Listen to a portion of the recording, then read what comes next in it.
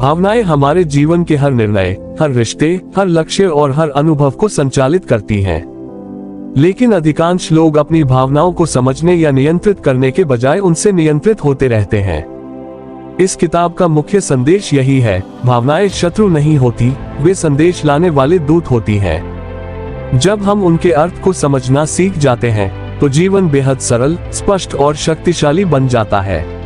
किताब बताती है कि भावनाएं अचानक नहीं बनती, वे हमारे विचारों, मान्यताओं, यादों और शरीर की ऊर्जा के मिश्रण से आकार लेती हैं। जिस तरह एक छोटा सा विचार घंटों तक हमें परेशान रख सकता है, उसी तरह एक सकारात्मक छोटा सा विचार पूरे दिन को उजाला दे सकता है।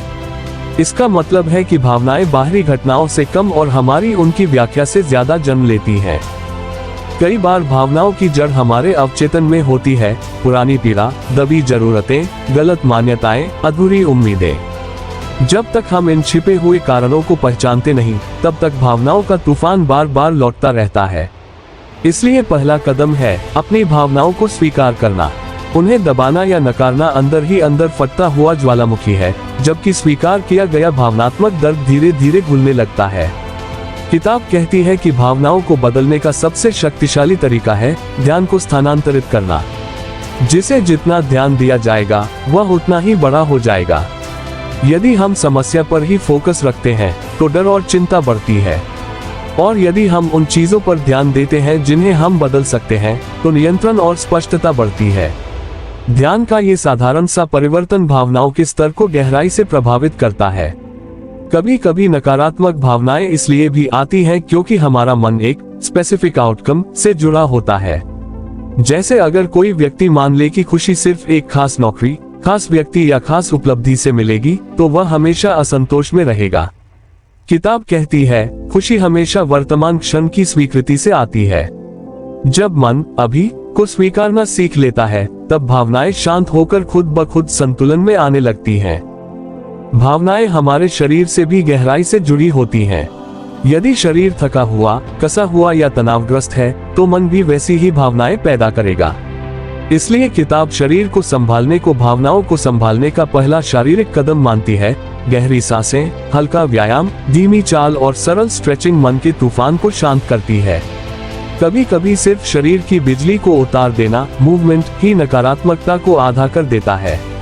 लेखक एक महत्वपूर्ण बात पर जोर देते हैं, भावनाएं हमारे विचारों से बनती हैं, लेकिन विचार हमारे फोकस से बनते हैं। इसलिए भावनाओं को बदलने का असली खेल है अपने फोकस को बदलना। यदि हम कृतज्ञता पर ध्यान देते हैं तो भावनाएं हल्की होती हैं। यदि हम कमी पर ध्यान देते हैं तो भावनाएं भारी हो जाती हैं। कृतज्ञता मन के लिए वह टॉर्च है जो अंधेरों में छिपे उजाले को सामने लाती है। किताब में एक महत्वपूर्ण बात यह भी है कि कई लोग अपनी नकारात्मक भावनाओं से इसलिए नहीं निकल पाते क्योंकि वे अपनी पहचान को उनसे जोड़ लेते हैं। जैसे, मैं हमेशा दुखी रहता हूँ, मैं गुस्से वाला हूँ, मैं बहुत सेंसिटिव हूँ। लेखक कहते हैं, भावनाएं आप नहीं हैं, वे केवल अस्थायी मेहमान हैं। जैसे बादल गुजर जाते हैं, भावनाएं भी गुजर जाती हैं, बस आप उन्हें पकड़कर बैठ जाते हैं। जब हम पहचान और भावना को अलग कर लेते हैं, तभी भावनाएं ताकत खोने लगती हैं। भावनाओं पर नियंत्रण पाने का एक और तरीका है उनके ट्रिगर्स को समझना। हर व्यक्ति के पास कुछ खास स्थितियां, शब्द, लोग या माहौल होता है जो उसके अंदर एक खास तरह की भावनाएं पैदा करता है। इन ट्रिगर्स की पहचान भावनात्मक स्वतंत्रता की दिशा में बेहद जरूरी कदम है। जब हमें पता चल जाता है कि कौन सी घटना किस भावना को पैदा कर रही है, तो हम उसके प्रति सचेत रहकर प्रतिक्रिया से बच सकते हैं। लेखक बताते हैं कि कई भावनाएं इसलिए जन्म लेती हैं क्योंकि हम खुद को भविष्य या अतीत में फंसा लेते हैं। भविष्य की कल्पनाएं चिंता पैदा करती हैं और अतीत की यादें दर्द, जबकि वर्तमान में केवल शांति होती है। जब भी मन बहुत भारी लगे, खुद को वापस वर्तमान में लाना भावनाओं को तुरंत हल्का कर देता है। सांस पर ध्यान, आसपास की चीजों को महसूस करना, किसी एक छोटे अनुभव पर फोकस करना। मन में चल रहे संवाद का भावनाओं पर गहरा असर होता है। यदि हम अपने अंदर एक हार्श इनर क्रिटिक रखते हैं, तो भावनाएं हमेशा दबाव में रहेंगी। और यदि हम अपने मन से एक दोस्त की तरह बात करेंगे, दयालु, समझदार, सहानुभूतिपूर्ण, तो भावनाएं खुलकर बहने लगेंगी।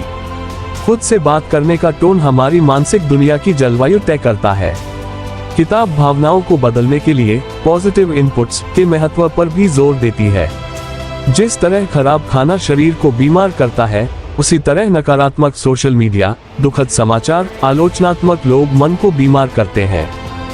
यदि हम रोजाना अपने दिमाग को अच्छी जानकारी, प्रेरक विचार, शांतिदायक संगीत या सकारात्मक वातावरण देते हैं, तो मन खुद ब खुद उभरने लगता है।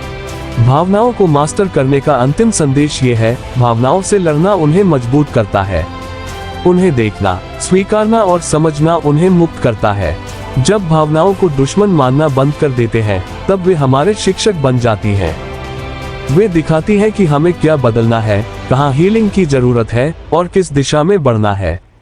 भावनाओं पर नियंत्रण जीवन का असली नियंत्रण है। जब मन शांत रहता है, तो निर्णय समझदारी से होते हैं, रिश्ते मजबूत बनते हैं, लक्ष्य स्पष्ट होते हैं और जीवन हल्का महसूस होता है। ये किताब हमें सिखाती है कि भावनाएं बोझ नहीं, एक कंपास की तरह हैं, जो हमें हमारी असली जरूरतों और मार्गों की ओर संकेत देती हैं। जिस दिन हम भावनाओं को समझना सीख लेते हैं, उसी दिन हम खुद को समझना शुरू कर देते हैं।